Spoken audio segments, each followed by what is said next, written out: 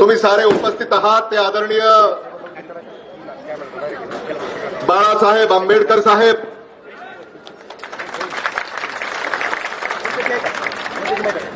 आपले लाडके खासदार डॉक्टर शिवाजी काळगेजी, लातूर ग्रामीणचे माजी आमदार, आपले लाडके नेते धीरज देशमुख, व्यासपीठावर उपस्थित असलेले काँग्रेस वंचित बहुजन आघाडीचे नेते, पदाधिकारी, सन्माननीय व्यासपीठ, काँग्रेस वंचित बहुजन आघाडीचे लातूर शहर महानगरपालिका निवडणूक 2026 प्रभाग क्रमांक 2, प्रभाग क्रमांक 3, मी आदरणीय बाळासाहेब आंबेडकरांचे आपल्या सगळ्यांच्या वतीनं लातूर शहरामध्ये हार्दिक हार्दिक हार्दिक स्वागत करतो।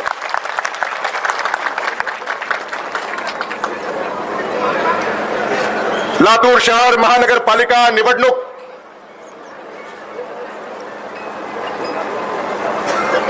या निवडणुकीकडं लातूरचंच लक्ष आहे असं नाही, या निवडणुकीकडं महाराष्ट्राचं लक्ष आहे, या निवडणुकीकडं भारताचं लक्ष आहे। या निवडणुकीमध्ये लातूरकर काय निर्णय घेणार आहेत? धन्यवाद। हे लातूर, मराठवाडा, महाराष्ट्र, भारत आतुरतेनं वाट पाहत आहे। 15 तारखेला तुम्ही कोणाला मतदान करणार आहात आणि 16 तारखेला कोणाला विजयी करणार आहात याची सारे आतुरतेनं वाट पाहत आहेत। आदरणीय बाळासाहेब आंबेडकरांना मी सांगू इच्छितो, लातूर शहर आदरणीय विलासराव देशमुख साहेबांवर प्रेम करणारं शहर आहे। लातूर शहर आदरणीय शिवराज पाटील साहेबांवर प्रेम करणारं शहर आहे। लातूर शहर आदरणीय दिलीपराव देशमुख साहेबांवर प्रेम करणारं शहर आहे।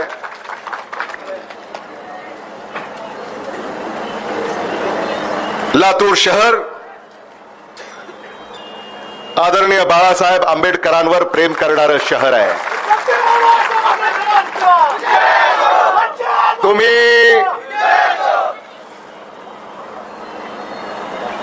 आदरणीय विलासराव देशमुख साहेबांवर किती प्रेम करता हे आपल्याला ठाऊक आहे। आदरणीय शिवराज पाटील साहेबांवर किती प्रेम करता हेही आम्हाला ठाऊक आहे। आदरणीय दिलीपराव देशमुख साहेबांवर किती प्रेम करता हेही ठाऊक आहे। पण आता टाळ्याच्या गजरात दाखवून द्यायचंय की तुम्ही आदरणीय बाळासाहेब आंबेडकरांवर किती प्रेम करता। टाळ्या थांबता कामा नयेत, टाळ्याचा गजर वाढत राहिला पाहिजे। वाढवा, अजून गजर वाढवा, अजून गजर वाढवा, अजून गजर वाढवा। मी आदरणीय बाळासाहेब आंबेडकरांचे आपल्या सगळ्यांच्या वतीनं लातूर भूमीमध्ये स्वागत करतो आणि आज या लढ्यामध्ये आपल्या बरोबर, आपल्या खांद्याला खांदा लावून लढण्यासाठी आदरणीय बाळासाहेब आंबेडकर आणि त्यांचे सारे सहकारी या ठिकाणी उपस्थित झालेले आहेत। आज ज्या प्रभागांसाठी आपण या ठिकाणी एकत्रित आलेले आहोत ते प्रभाग क्रमांक 2, प्रभाग क्रमांक 3, प्रभाग क्रमांक 4, प्रभाग क्रमांक 5, प्रभाग क्रमांक 6, प्रभाग क्रमांक 7 आणि लातूर शहरातले सारे उर्वरित प्रभाग। काँग्रेस वंचित बहुजन आघाडी आणि विशेषतः वंचित बहुजन आघाडीचे जे आदरणीय बाळासाहेब आंबेडकरांचे शिलेदार आहेत त्यांना बहुमतानं आपण निवडून दिलं पाहिजे, ही कळकळीची विनंती मी आपल्याला या ठिकाणी करणार आहे. सचिन गायकवाड प्रभाग क्रमांक 4 मध्ये, अंकिता भडीकर प्रभाग क्रमांक 2 मध्ये,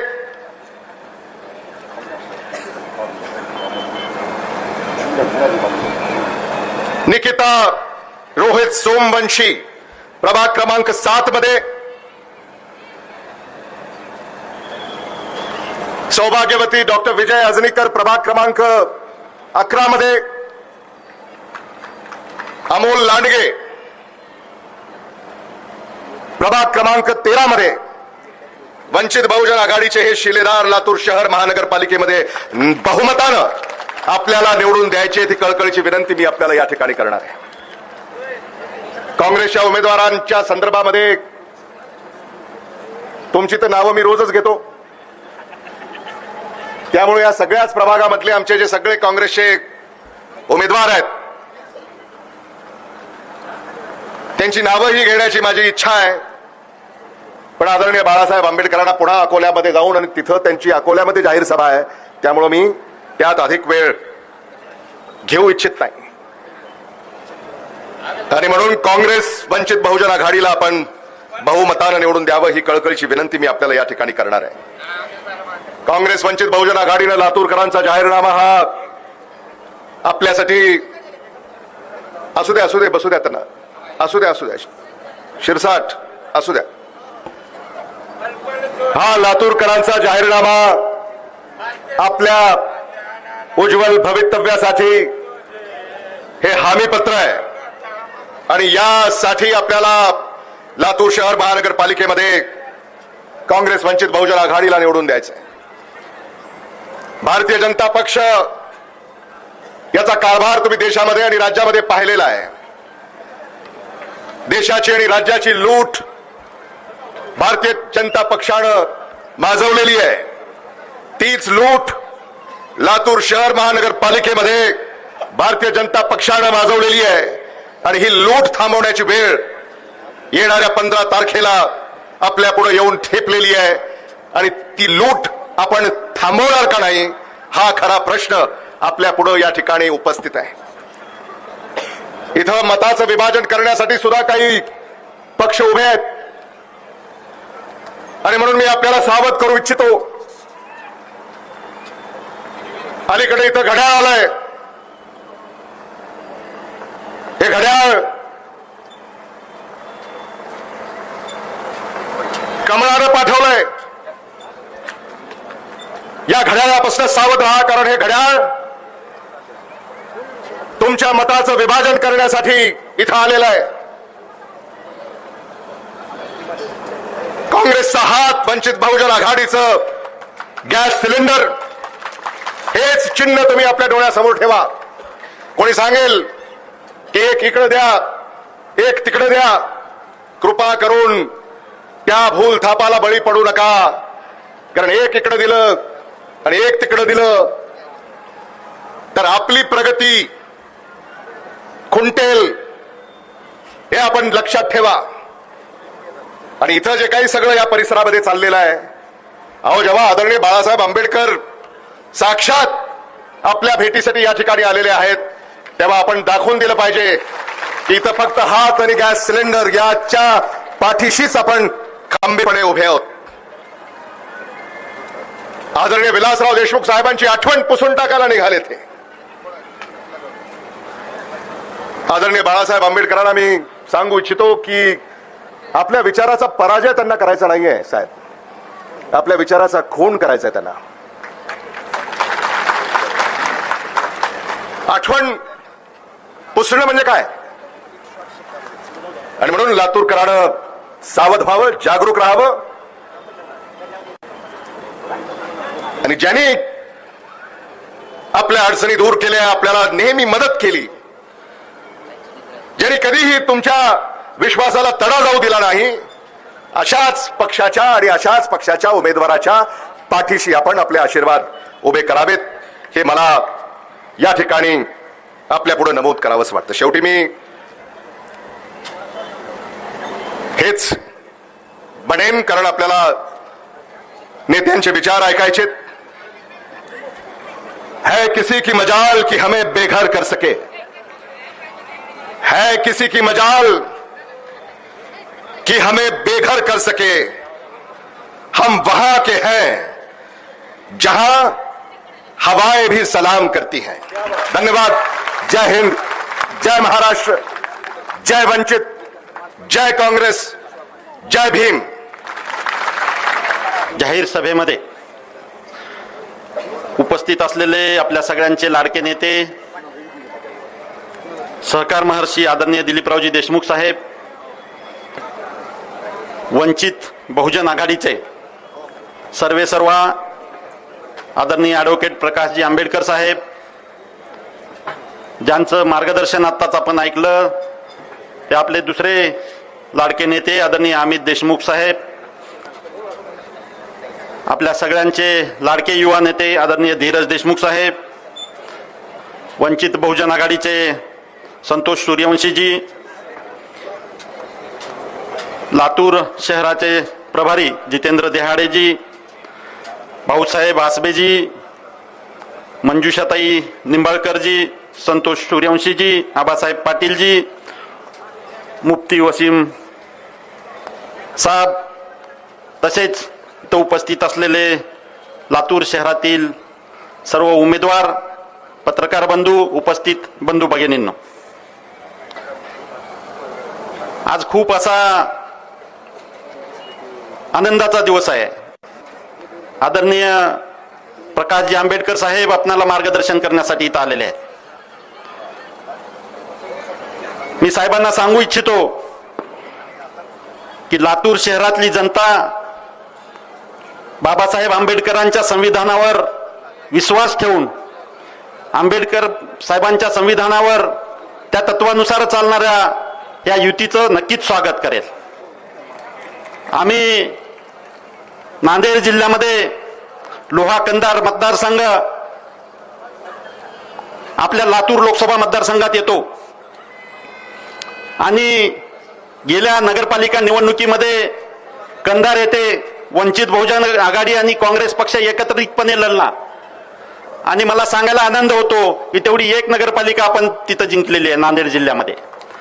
तिथं आपण आपला नगराध्यक्ष बसवलेला आहे वंचित बहुजन आघाडी आणि काँग्रेसच्या युतीचा. म्हणून आपल्या या विचाराची युती अतिशय प्रभावीपणे लातूरमध्ये सुद्धा काम करेल असं माझं स्वतःचं मत आहे. आपण सर्वजण जाणतायत की ज्या पद्धतीचा कारभार सध्याच्या सरकारच्या माध्यमातून होतोय, पावलोपावली संविधान बदलण्याची भाषा या राजकीय नेत्याकडनं होते. जिथं जिथं अपेक्षित असलेला विचार, अपेक्षित असलेला जनतेचा उद्धार करणं गरजेचं आहे, तिथं तिथं हे सरकार हे नियम पायदळी तुडवत आहे. प्रचंड मोठ्या प्रमाणात लातूर महानगरपालिकेमध्ये भ्रष्टाचार होतो. हा आपणाला कुठेतरी रोखायचा आहे. आपणाला सर्वसामान्य माणसाला न्याय द्यायचा आहे. आपणाला सर्वसामान्य कार्यकर्त्यांना न्याय द्यायचा आहे. वंचित बहुजन आघाडी आणि काँग्रेस पक्षाच्या वतीनं जे उमेदवार दिले गेले ते स्वतः सर्वसामान्य माणसाशी जुळलेले उमेदवार दिले गेले. आपणाला या सगळ्यांच्या पाठीशी खंबीरपणे उभं राहायचं आहे. आज काही मंडळी स्वार्थापोटी इकडून इकडं उड्या मारताना आपण बघत आहोत. अशा मंडळींना त्यांची जागा दाखवून देण्याची योग्य वेळ आहे. कारण हे कुणी विचारधारेशी जुळलेले नाही आहेत. त्यांचा एकच पक्ष आहे, तो म्हणजे स्वार्थ. त्यामुळं आपण ही त्यांची मनशा ओळखली पाहिजे आणि योग्य उमेदवाराच्या पाठीशी उभं राहिलं पाहिजे. मी फार बोलणार नाही, कारण आपणा सगळ्यांना आदरणीय साहेबांना ऐकायचंय. आज त्यांना लवकर जायचंही आहे. आम्ही रोज तुमच्याशी बोलत आहोत.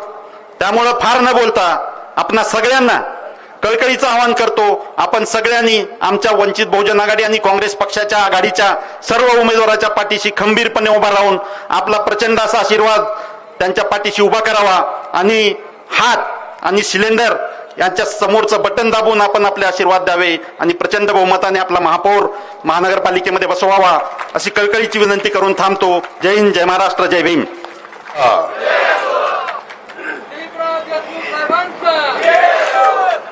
आज या ठिकाणी होऊ घातलेल्या 2026च्या लातूर महापालिकेच्या निवडणुकीच्या निमित्तानं आपणा सर्वांना भेटण्यासाठी आणि मार्गदर्शन करण्यासाठी आलेले आजचे प्रमुख अतिथी वंचित बहुजन आघाडीचे नेते, महाराष्ट्राचे नेते ॲडव्होकेट माननीय प्रकाशजी उर्फ बाळासाहेब आंबेडकरजी, सभेला ज्यांनी संबोधन केलं ते आपले लाडके खासदार डॉक्टर शिवाजीराव काळगे, आपले लाडके आमदार ज्यांनी या शहराच्या महापालिकेच्या निवडणुकीची संपूर्ण जबाबदारी आपल्या खांद्यावरती घेतलेली आहे, आणि समोरचे 1 डझन विरुद्ध एकटा अमित या पद्धतीची लढाई देणारे आपले युवा नेते आमदार अमित भैया देशमुख, जिल्हा बँकेचे अध्यक्ष आणि माजी आमदार धीरज भैया देशमुख,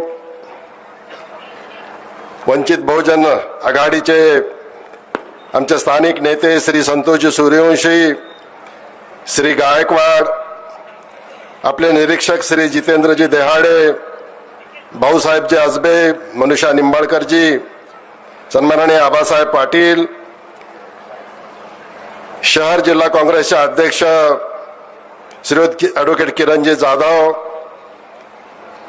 जिल्हा काँग्रेसचे अध्यक्ष अभयजी साळुंके, व्यासपीठावरती विराजमान असलेले प्रभाग क्रमांक 1 ते 6 चे सर्व काँग्रेस आणि बहुजन विकास आघाडीचे उमेदवार, उपस्थित काँग्रेसवरती आणि बाळासाहेब आंबेडकरांवरती प्रेम करणारे आपण सारे मोठ्या संख्येने उपस्थित असलेले मतदार बंधू भगिनी, युवक कार्यकर्ते मित्रांनो,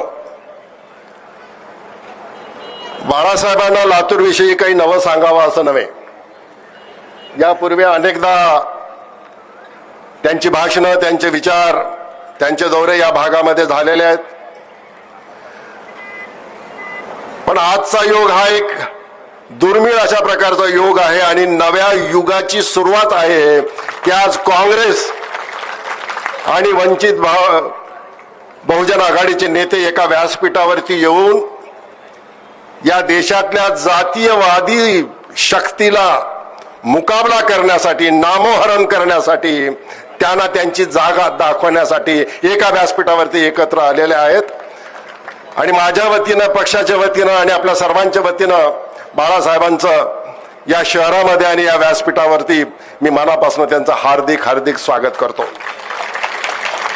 हा पूर्व भाग पूर्वीपासूनच शाहू आंबेडकर आणि महात्मा फुलेंच्या विचाराला मानणारा, महात्मा गांधींच्या अहिंसावादी विचाराला मानणारा, पंडित जवाहरलाल नेहरूच्या विकसित आणि विज्ञानशील अशा पद्धतीच्या विचाराला मानणारा आणि इंदिरा गांधींच्या गरिबी हटाओ या नाऱ्यावरती विश्वास ठेवून काँग्रेसच्या पाठीमागे शक्ती उभी करणारा हा भाग हा पूर्वीपासून ओळखला जातोय.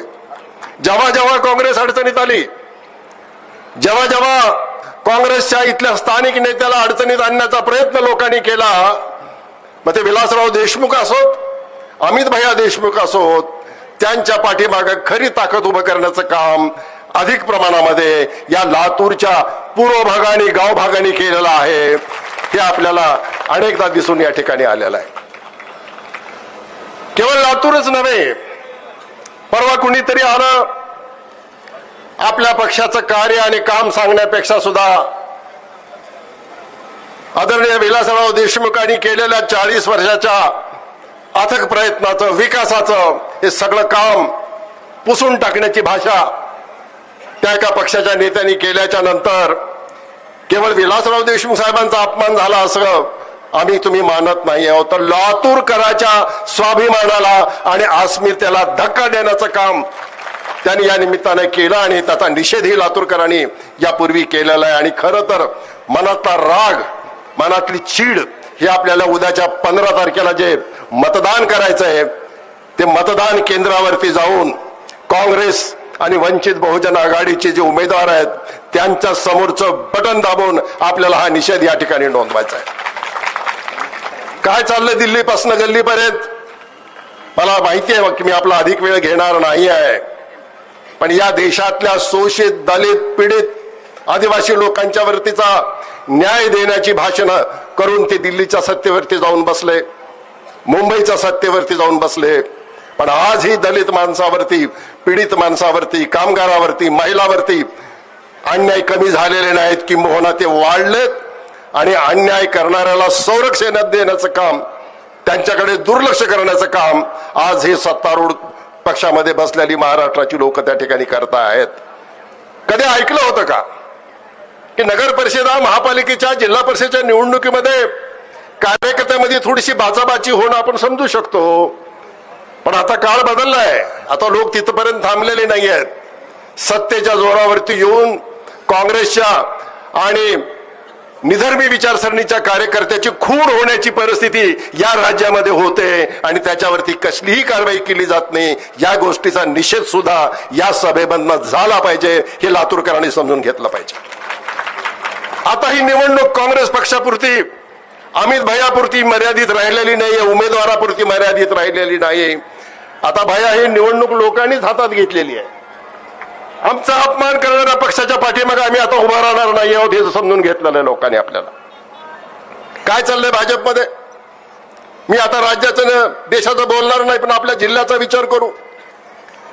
एक टोळकं तो पक्ष चालवतोय. बाहेरून आलेल्या लोकांच्या हातामध्ये पक्षाची सूत्र, या निवडणुकीची सूत्र, ज्यांना उमेदवारी मागच्या निवडणुकीमध्ये भाजपने दिली त्यांचा अधिकार काढून घेतला. जे अध्यक्ष आहेत त्यांना कोणी त्यांच्या पक्षात विचारत नाही. त्यांना एकमेव काम होतं की परवा 15-16 पक्षाच्या निष्ठावंत कार्यकर्त्याला पक्षातून 6 वर्षासाठी निलंबन करण्याचं काम त्या युवक अध्यक्षाला त्यांनी दिलंय. आणि म्हणून अशा पद्धतीनं पक्ष चालवायला दिलाय असं जर मी म्हणालो, काय त्यानं तुमच्याबद्दल आपुलकी असणार आहे? अमित भैयाला तुम्ही आमदार केलेला आहे, विलासराव देशमुखांना तुम्ही आशीर्वाद दिलेला आहे. ज्याला मतदान दिलं आणि ज्यांनी मतदान घेतलं त्याला तुमच्या प्रश्नाची जाणीव आणि तुमच्याबद्दलची बांधिलकी असते. ज्यांचे मतदारसंघच बाहेर आहेत, ज्यांना तुम्हाला मतच भविष्यात मागायची नाहीत, असे कारभारी तुम्ही जर निवडून दिले तर तुम्ही विचारणार आहात कोणाला? आणि म्हणून अशाच नेत्याच्या पाठीमागे तुम्ही उभं राहिलं पाहिजे की ज्यांचं तुमची नाळ एक आहे, ज्यांना तुम्ही निर्माण केलं, ज्यांना तुम्ही मोठं केलं, ज्यांना तुम्ही जबाबदारी दिली, तेच तुमच्याबद्दल उत्तरदायित्व पाळू शकतात. आणि असं नेतृत्व म्हणजे अमित भैया देशमुख आणि आपले खासदार शिवाजीरावजी काळगे, ज्यांना निवडून दिलं त्यांना तुमच्या दुःखाची जाणीव आहे, तुमच्या प्रश्नाची जाणीव आहे, यांच्या पाठीमागे तुम्ही उभं राहिलं पाहिजे.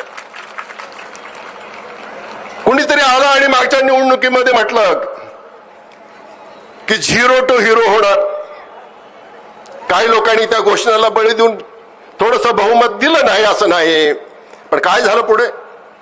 त्याला ते बहुमत सांभाळता आलं नाही. 8 वर्षाने ह्या निवडणुका होत आहेत. एकदा तरी त्या नेत्यांनी लातूरच्या प्रश्नासंदर्भामध्ये नगर परिषदेमध्ये किंवा जिल्ह्यामध्ये कलेक्टरांच्याकडे विकासाच्या बाबतीमध्ये आढावा बैठक घेतली का? निवडणुका जिंकायच्या, निघून जायचं आणि त्याच्यानंतर पुन्हा निवडणुकामध्येच यायचं.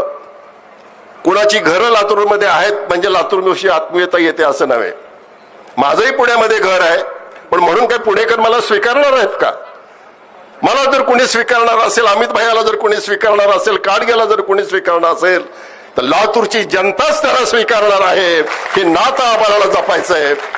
भैयाने उल्लेख केला 1 ते 6 प्रभागातले लोकच या ठिकाणी आलेले आहेत म्हणून. भैया 18 प्रभागातनं कार्यकर्ते या ठिकाणी आलेले आहेत. बाळासाहेब येणार म्हटल्याच्या नंतर हा संदेश हा 6 प्रभागापुरता राहणार नाही. हा संदेश हा 18च्या 18 प्रभागामध्ये जाणार आहे.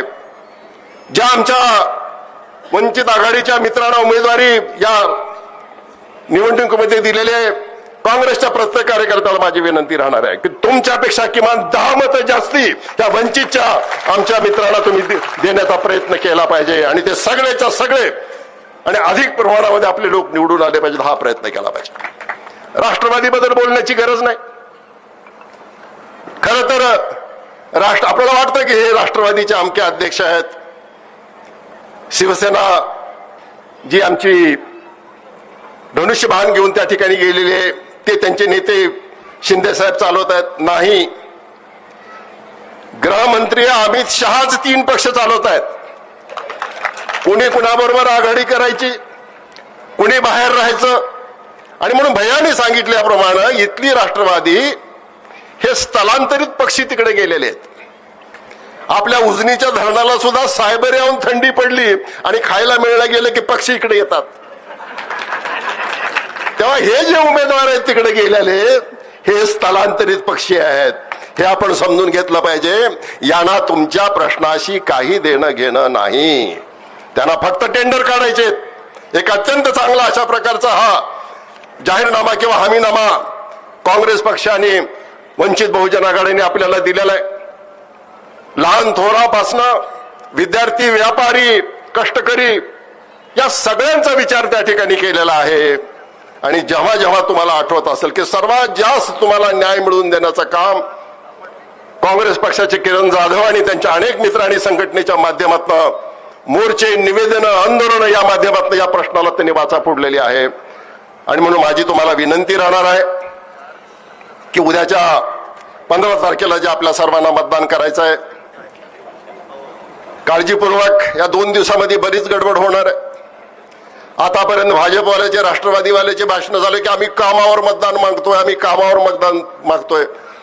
पण 2 दिवसाच्या क्लिप बघितल्याच्या नंतर अनेक जण गल्ली बोळात बॅगा घेऊन फिरायला लागलेत. काम बाजूला गेलं, आता दामावर मतदान ते मागायला लागलेत. काम टिकत असतं, दाम टिकत नसतो. आणि लातूरकराला काय तुम्ही दाम आणि दम दाखवताय. लातूरकर पुरून उरलेले आहेत आणि म्हणून मला खात्री आहे ही नगर परिषद या आघाडीच्या ताब्यामध्ये द्या. अमित भैयानी, खासदार साहेबांनी तर हमी घेतलेलीच आहे. पण तिथून चेंडू निसटला तर मी तिथं विकेट किपिंगला आहे, काळजी करू नका. आशियानाची दारं तुमच्यासाठी 24 तास उघडे आहेत. चुकून बॉल निसटला तर विकेट किपिंगला मी आहे, काळजी करू नका.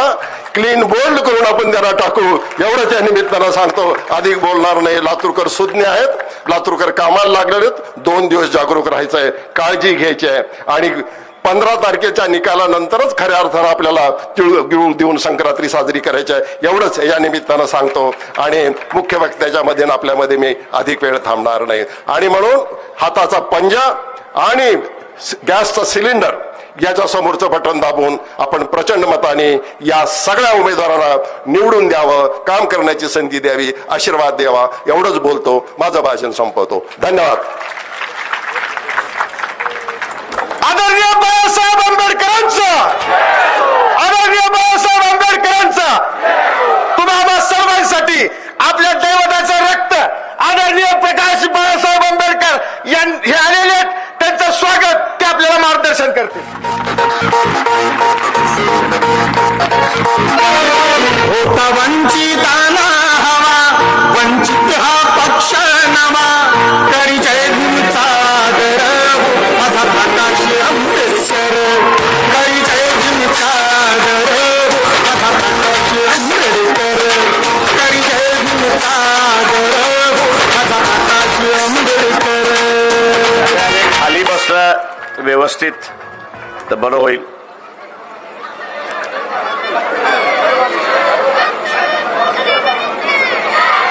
सहकार मंत्री महर्षी आणि माजी मंत्री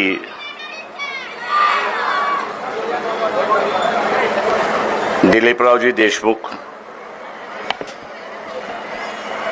त्याच्याच बरोबर अमित विलासरावजी देशमुख माजी मंत्री, लातूरचे असणारे खासदार शिवाजीराव कळगेजी,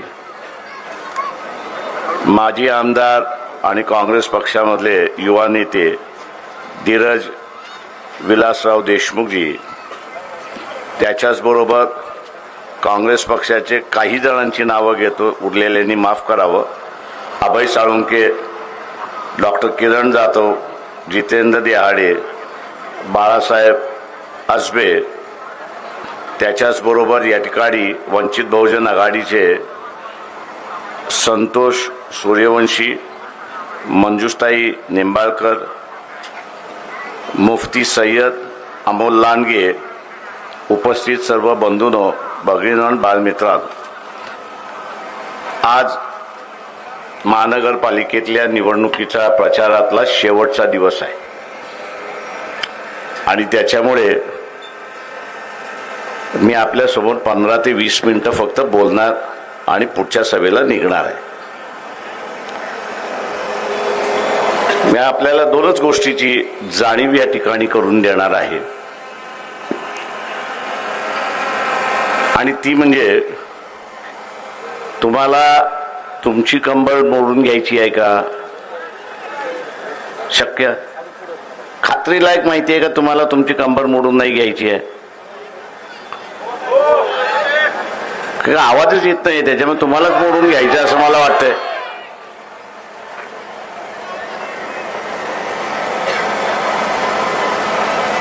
तुम्हाला जर तुमची कंबर मोडून घ्यायची नसेल तर तुम्हाला मोदीची कंबर मोडली पाहिजे हे लक्षात घ्या.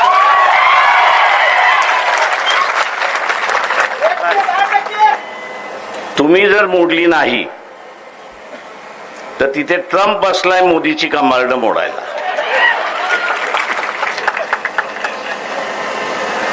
आता ट्रम्पनी जर असताना का मोदीचं कंबर मोडलं तर तुमचंही कंबर मोडलं हे लक्षात घ्या.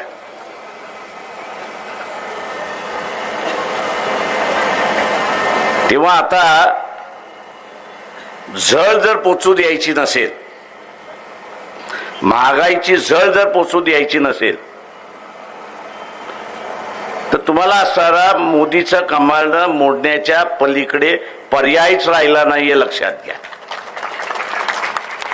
आपल्या इथे देवांची चर्चा होते, त्याच्या पलीकडे दुसरी कुठली चर्चा होत नाही.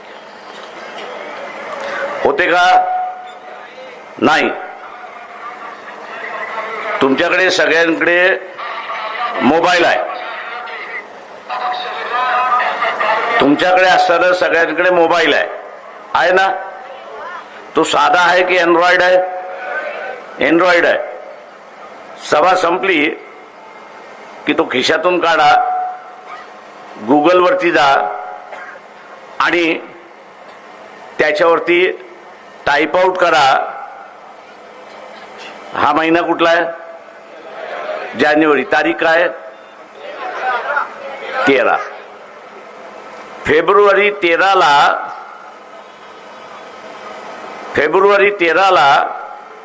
डॉलरचा भाव काय असेल फक्त एवढं टाईप आउट करून बघा आणि तुम्हाला दिसेल की हा भाव 120 रुपयापासून 130 रुपयापर्यंत असेल. मी महागाई का वाढते हे आपल्याला असताना सांगतो. आपल्या इथे याची चर्चा होतच नाही, फक्त महागाई झाली, महागाई झाली, महागाई झाली अशी चर्चा होते. आता ही महागाई वाढण्याचं कारण सांगतो. आज 90 रुपयाला $1 भेटतो, बरोबर आहे? वर्तमानपत्र वाचता ना, त्याच्यामध्ये पहिल्याच पानावरती भाव असतो. आज 90 रुपयाला आहे. 13 फेब्रुवारीला तो असणारा 120 रुपयाला खरेदी करायचा असेल तर काय करावं लागतं? किती रुपये जास्ती जातात? किती? 30 रुपये. आता हे 30 रुपये सरकारच्या खिशातून जाणार, बरोबर? सरकार कोणाच्या खिशातून काढणार? म्हणजे महागाईचा झळ कोणाला बसला?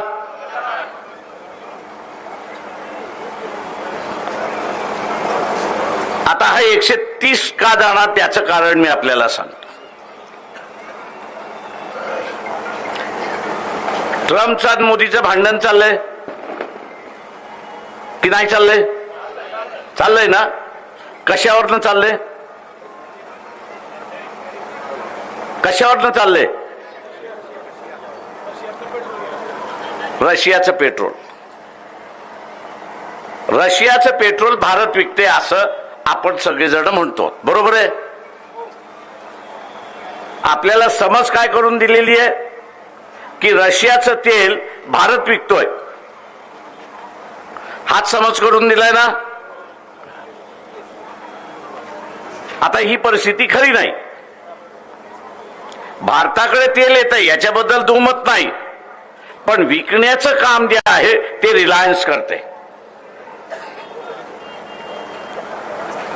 ते विकण्याचं काम जे आहे ते रिलायन्स करते आणि रिलायन्सनी हे विकत असल्यामुळे रशियाच्या तेलातून नफा किती होतो याची माहिती आहे का?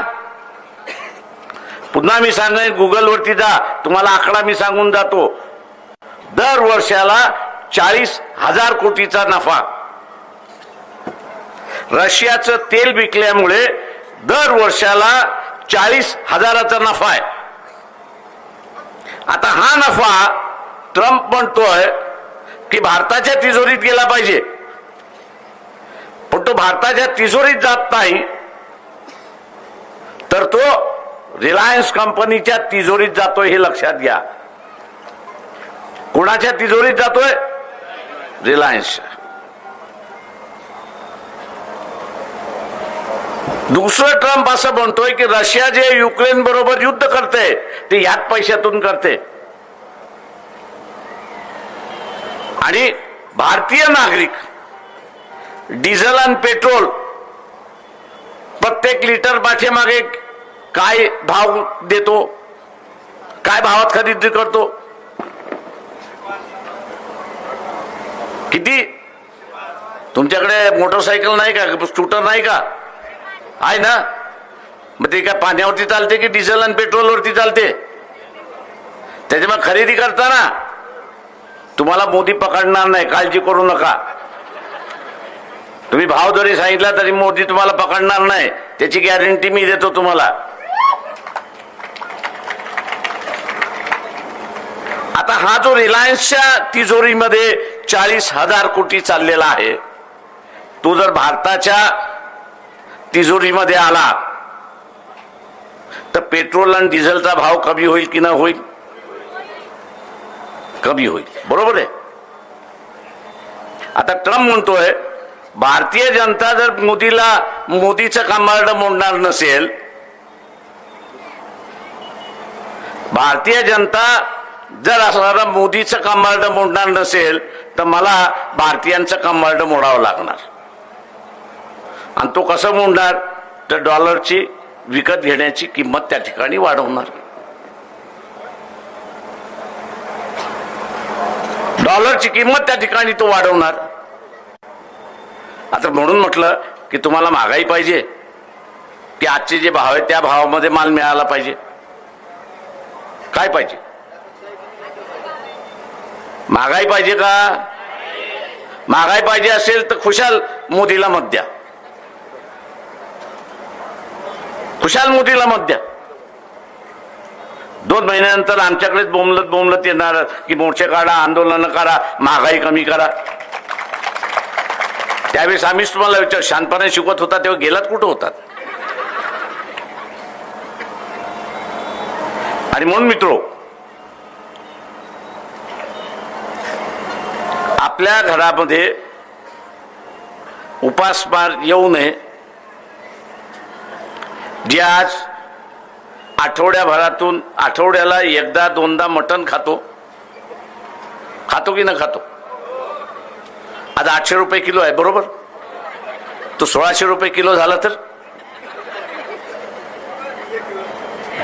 ते एका दिवसावरती याल. म्हणजे आठवड्यातून 2 दिवस खात होता, त्या 2 दिवसाच्या ऐवजी 1 दिवसावरती याल. कशासाठी आणि काय यायचं?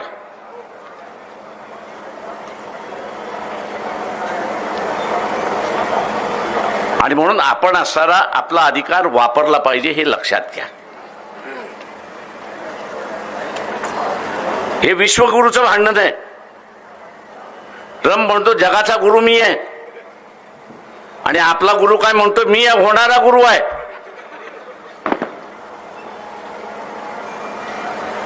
ट्रम्प म्हणतो तुझा हा जो इगो वाढलेला आहे, इंग्लिश हे शब्द इगो आहे, आपण मराठीमध्ये काय म्हणतो त्याला? माज. माज म्हणतो. ट्रम्प म्हणतो ह्याचा माज मी मोडल्याशिवाय राहणार नाही. आता त्याचा माज मोडता मोडता आपला माज मोडला जाईल, त्याचं काय? आणि म्हणून नगरपालिकेची निवडणूक ही नगराच्या सुविधांवरती लढल्या जाते, हे बरोबर आहे, मी त्याच्याबद्दल दुमत नाही. परंतु या महानगरपालिकेच्या निवडणुकीच्या माध्यमातून ट्रम्पला तुम्हाला असणारा एक संदेश द्यायचा आहे. काय संदेश द्यायचा आहे? की याचा माज तू मोडायला येऊ नको, आम्हीच याचा माज मोडून टाकतो. याच्या विरोधात मतदान देऊन आम्ही याचा असणारा माज मोडतो, तू येण्याच्या भानगडीत पडू नको. तू येण्याच्या भानगडीत या ठिकाणी पडू नको. मी लातूरकरांना विचारतो, तुम्हा सगळ्यांना मरायचं आहे की जिवंत राहायचं आहे? जिवंत राहायचं आहे का?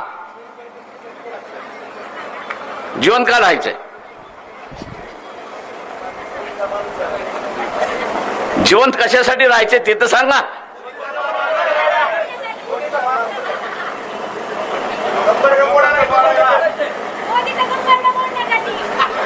पण ते मोडून झाल्यानंतर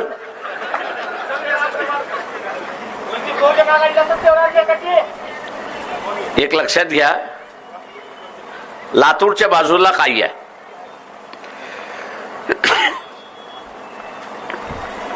मग एक मोठं सेंटर आहे लातूरच्या बाजूला, एक मोठं सेंटर आहे. कुठलं सेंटर आहे?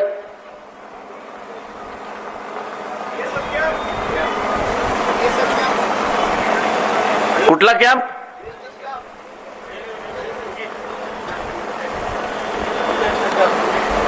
बिदर मध्ये काय आहे?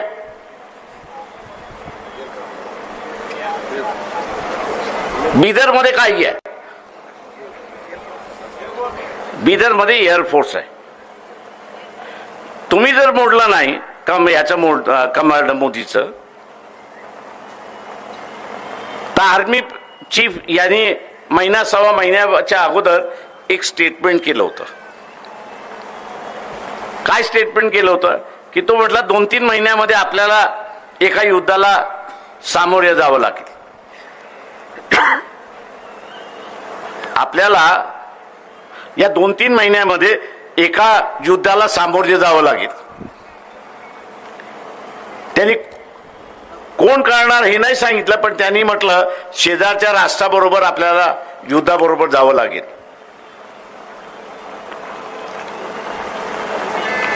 आता हे जे शेजारचं राष्ट्र म्हणजे आपल्याला माहिती आहे, एक बांगलादेश आहे, एक चायना आहे आणि एक पाकिस्तान आहे. युद्ध आपलं पाकिस्तान बरोबरच होतं. म्हणून मी विचारलं की तुम्हाला जिवंत राहायचं आहे का? बिदर हा असणारा एक हवाई अड्डा आहे, एअरफोर्सचा एक हवाई अड्डा आहे. ते टार्गेट होणार की न होणार? युद्ध झालं तर ते टार्गेट होणार की न होणार? एखादा चुकून बॉम्ब, एक चुकून मिसाईल लातूरवरती पडलं तर?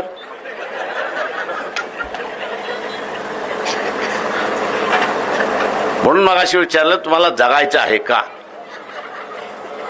आता हे युद्ध सुद्धा थांबवायचं असेल तर तुमच्या हातामध्ये आहेत का? तुम्ही मालक आहात. मतदार हा मालक आहे या देशामधला. ट्रम्पला मोदीचा माज मोडवायचा आहे. तुम्ही ट्रम्पला सांगू शकता, अरे आम्ही मतदान विरोधी देऊन मोदीचा माज मोडलाय, युद्ध करण्याची काही गरज नाही. युद्ध करण्याची काहीच गरज नाही. आपल्याला जिवंत राहण्यासाठी, आपल्या स्वार्थासाठी इथे मोदीचा माज मोडला पाहिजे, कमळनं मोडलं पाहिजे, हे आपण असणारा लक्षात घ्या. जे मोदीचं कमळनं मोडलं पाहिजे त्या सगळ्यांनी हात वरती करा.